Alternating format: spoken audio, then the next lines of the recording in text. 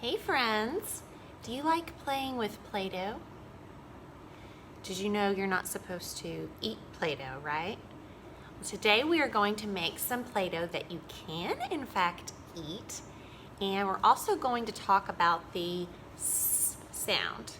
Can you make that sound? S. It's kind of like the sound a snake makes when it hisses. Do you hear S at the beginning of snake? S is the first sound I hear when I say snake. Okay, so this Play-Doh is really easy to make. And like I said, you can eat it and it's yummy, and you can turn it into whatever shapes or letters that you want. So let's get started. All right, so I have my 3 ingredients. I've got 1 cup of peanut butter, 1 cup of non-fat dry milk powder, and 1/4 cup of honey. So here's how we're gonna put it all together. I'm gonna get my peanut butter in there first.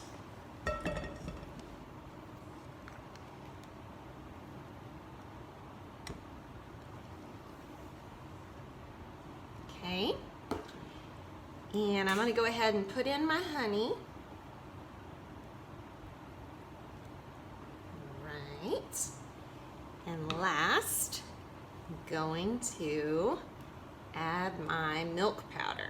Now, you wanna be careful when you stir so that it doesn't go everywhere, and it does take some muscle to stir that thick peanut butter and the milk powder together.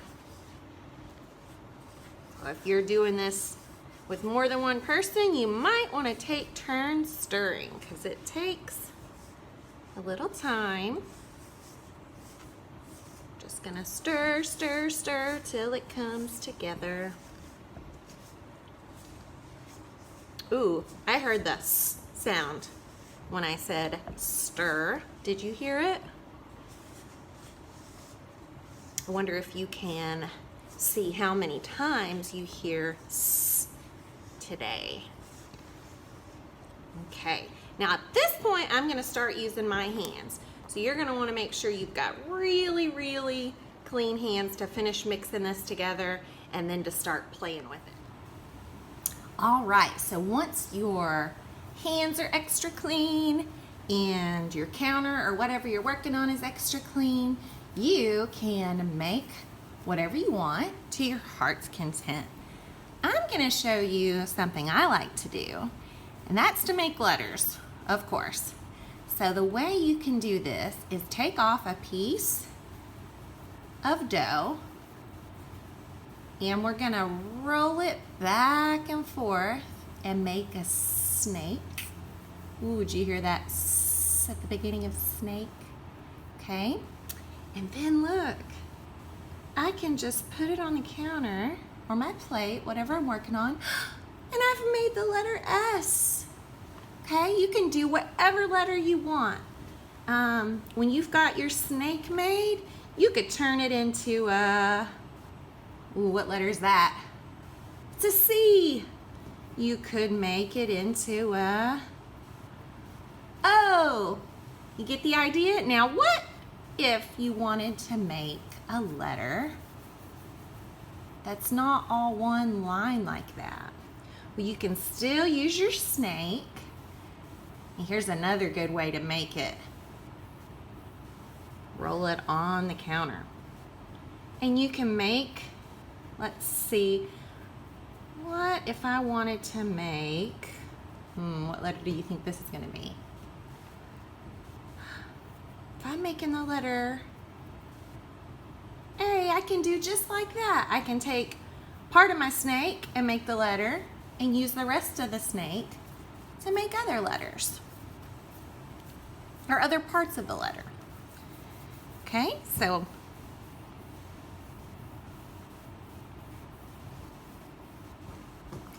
like if I wanted to make an H, okay, I can make both sides, and then this little piece in the middle, okay? Okay. Roll it, roll it. Okay. Ooh, last week we talked about a letter that says P. If I wanted to make that letter, I need a long stick. And then I need up here at the top a piece like this. And look, the letter P. All right, you get the idea?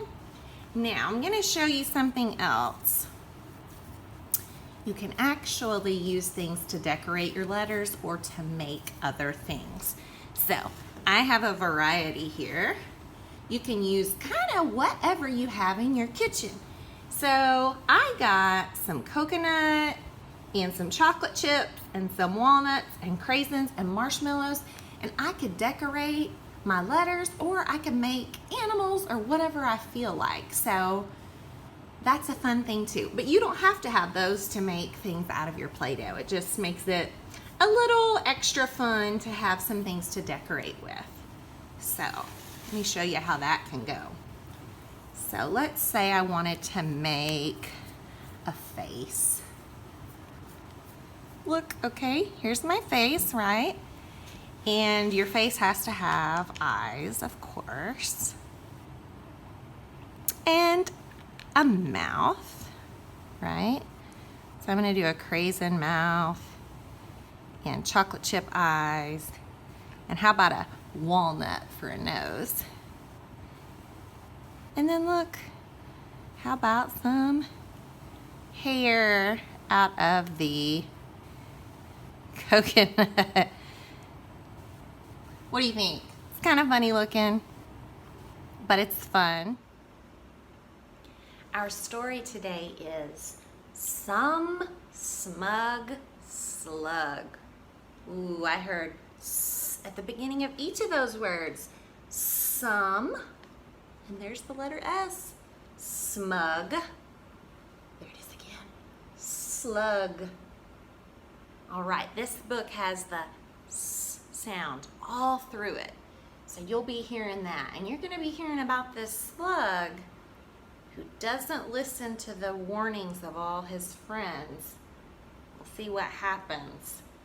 All right, so this is Some Smug Slug by Pamela Edwards, illustrated by Eric Carle, and published by HarperCollins. One summer Sunday, while strolling on soil, with its antenna signaling, a slug sensed a slope.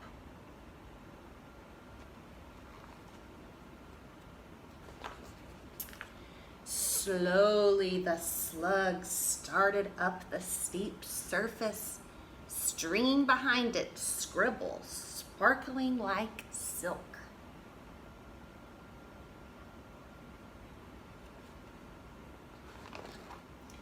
"Stop!"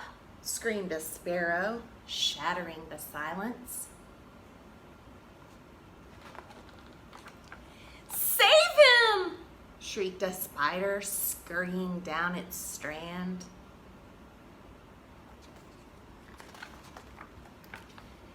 "Silly," sighed a swallowtail, swishing through the spice bush.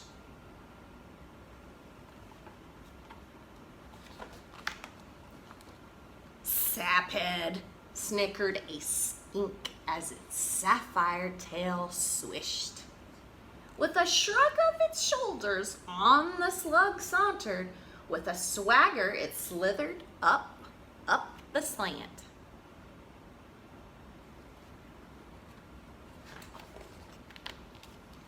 "Show off," scolded a squirrel, storing nuts for the season. "So sad," squealed a stink bug, shivering on a stem.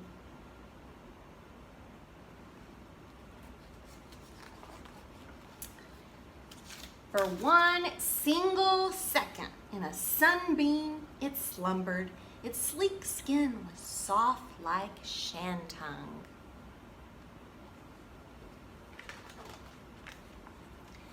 seldom swerving or straggling or swaying or skewing, the smug slug shambled on.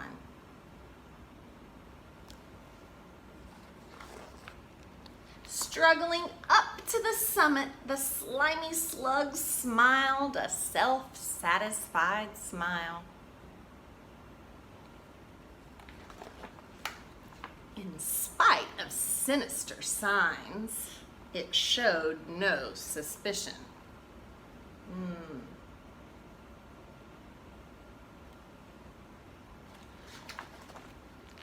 Until something shifted and shuddered and shook, that sly, slippery slope was simply a sham. Uh-oh, what is the slope? Such a shock, such a shame. You see, there's the slug. Such a succulent slug. Ooh, you know why his tongue's out? Because succulent means yummy.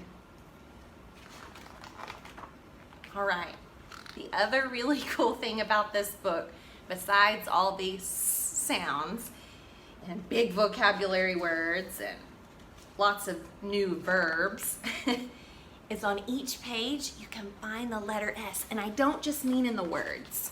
So here's the word that starts with the letter S, slowly, but there is an S hidden in the pictures.